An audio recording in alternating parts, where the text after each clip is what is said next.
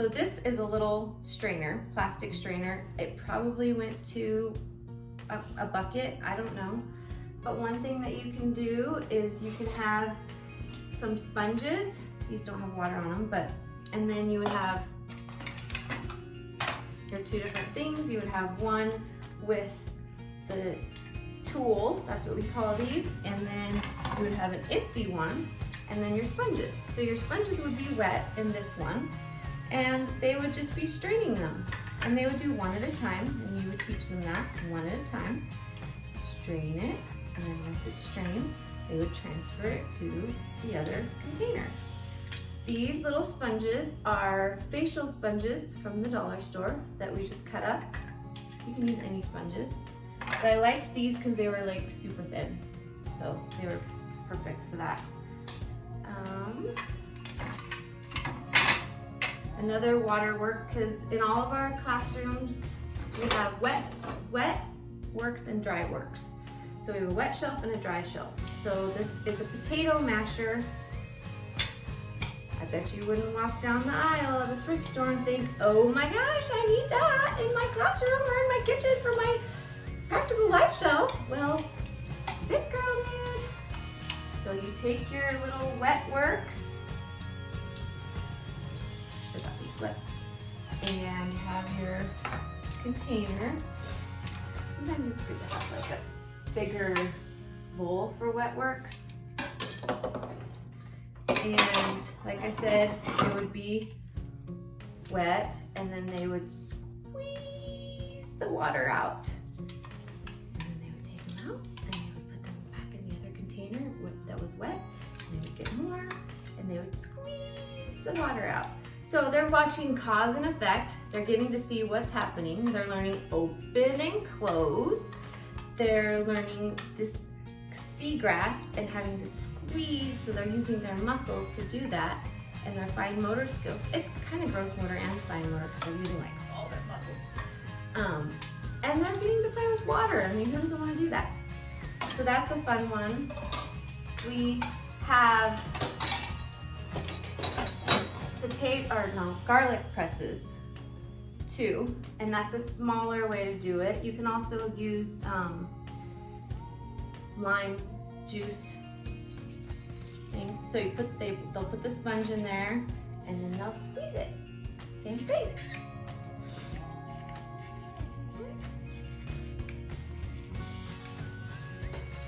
Then, so these are just the tools that I found at the thrift store this time. This is the same thing. You can use something bigger and squeeze them, or you can use this as a dry work where you're picking bigger things up and you're transferring. And whenever you do a transfer work, you always want to go from left to right, because that way you're working on pre-reading skills, because we're reading left to right, top to bottom. So all of our lessons are on our shelves should be left to right, top to bottom, so that they're learning the easier ones are on the left top, and then all the way down, so they're learning these tracking skills, all the way down to the bottom right is going to be the most difficult. So this is how we just transfer from left to right. And this is a C grasp, and this is really easy to open and close. So this is a good toddler work too, because it's just super easy. And then when they know they need to put it back where they started before they put it back on the shelf. This is another one that we typically have, a melon baller. And so these are just some rocks. So same thing, we're gonna transfer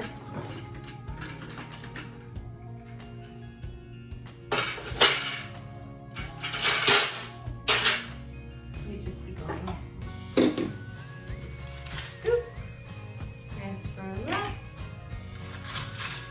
scoop, right. This one has two sizes too.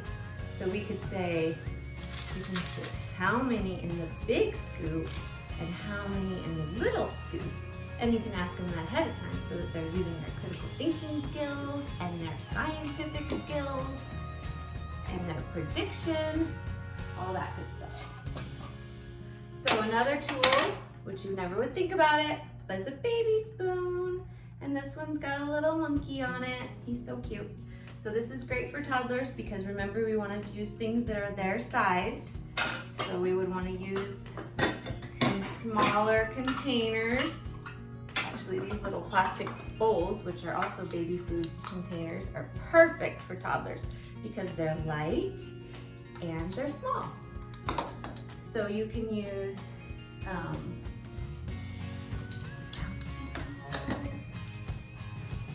and you might think, if I put those out on the shelf, those are gonna be flying across the room. You might at first, but that's what training is for. Oh, this is what we're gonna do today. That's really fun to throw those bouncy balls, but today we're gonna do something different. So you're gonna take it and you're gonna transfer. It's really hard because you have to balance it. So you're learning to balance. And we're going from left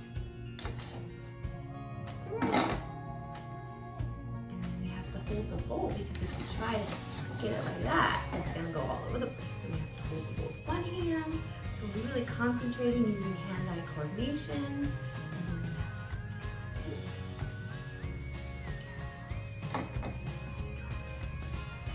And once they learn how to do that, they are going to love that because it's gonna catch their attention and they're gonna sit there and they're gonna pay attention and carefully scoop the balls.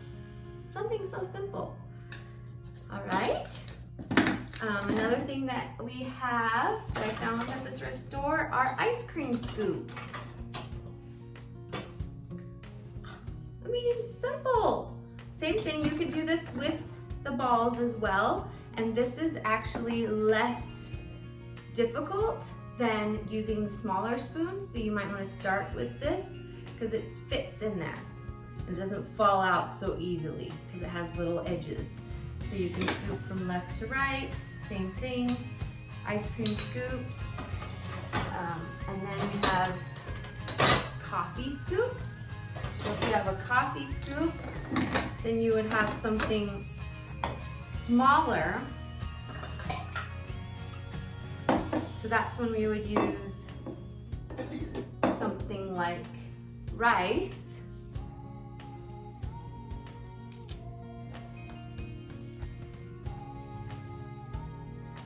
You don't want to do too much. So then we're just scooping left to right, left to right. And you can even say that, left, right. So they're also going to learn their left and their right.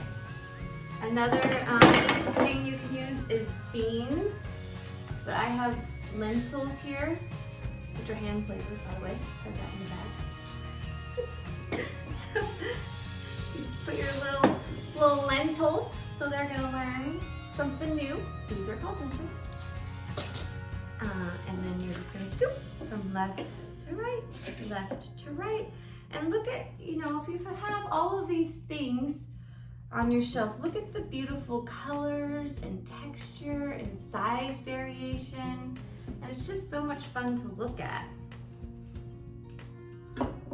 So this is something that would be a little bit more difficult. This is a spreader. So you might want to use something a little bit bigger. It's a spreader. Looks like little peas in a pod. So with a spreader, these are for the older kids.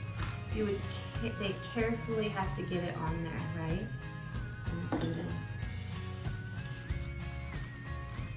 And they can make it really tricky. I'm trying to get them to do more and more. So we got one, let's slide it. Let's try to do another one. Ooh, fell off. That time I got two. So that's a spreader. But you can also use this for stirring or spreading, like it's supposed to be used for. All right. And then we have just another baby spoon, which has the handle, which is even for littler guys. All of these, the brush is good for wet works, just a little spoon, and spatula. Spatula is good for handwriting. So we would have something flatter for the spatula. So I have these little moss balls, but they're flat on the bottom. These were also at the thrift store, FYI. So we put these on here and we take our spatula and we have to scoop them, but we have to use our finger because it's tricky. And we hold it like this, but we make sure that we're showing them that we're gonna flip it, just like a pancake.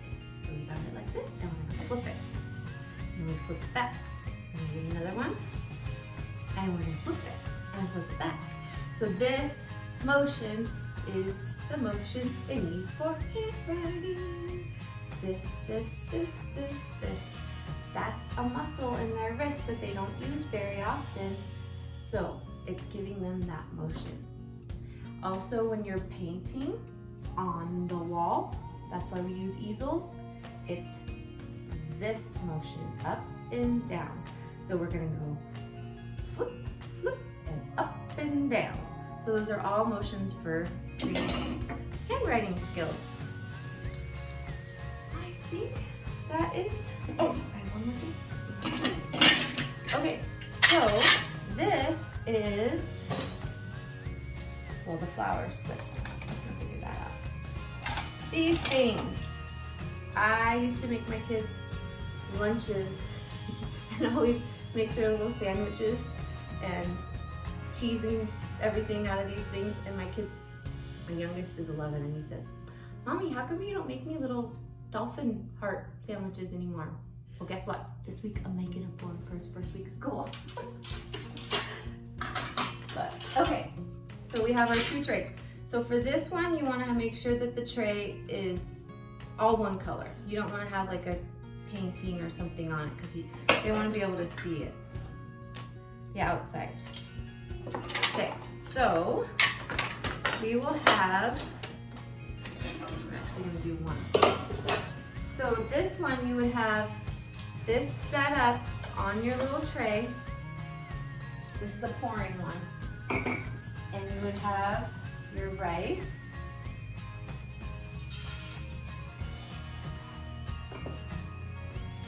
All ready to go in a pouring device. I would use something bigger than this, but, oh, here, I'm gonna use our silver. There we go. Perfect. Okay, so we got a seagrass bit and glass like this, okay? So we're gonna hold it like this on the bottom, and we're gonna carefully fill in all the little holes.